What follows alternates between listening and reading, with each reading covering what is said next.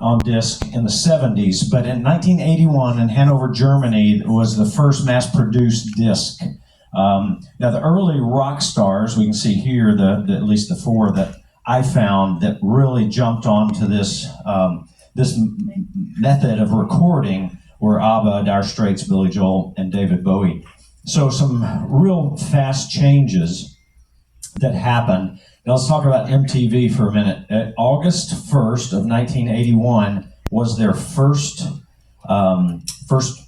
recording, or first on air, and this was Mark Goodman. If any of us remember what do they call them, VJs? Instead of DJs, they were VJs back in the day. Mark Goodman was the first one, and this is how he announced the launch of MTV. This is it.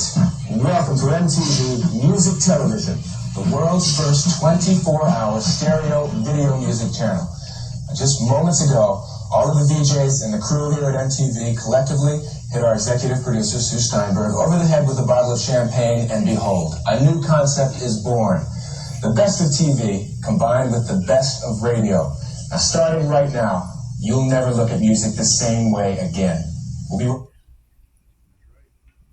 So all of us get older, right? Unfortunately.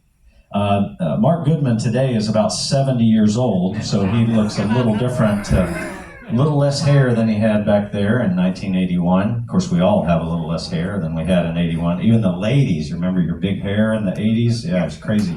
We'll talk about big hair in a few minutes. But this next song was the first video that actually was played on MTV.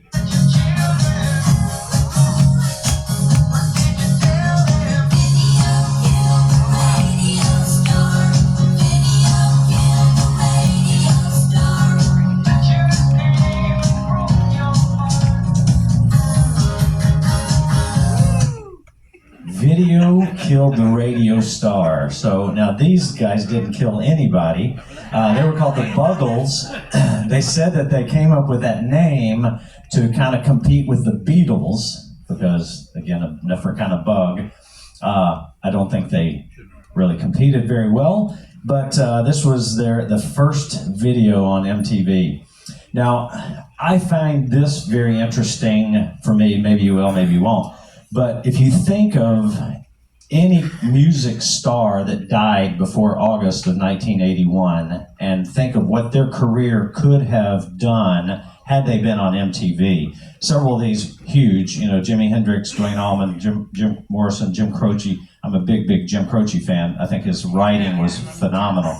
Obviously Elvis and John Lennon, Bob Marley. These people could have propelled themselves, much like Michael Jackson, we'll talk about him in a few minutes, but just really propelled themselves very, very differently had they been around in MTV era.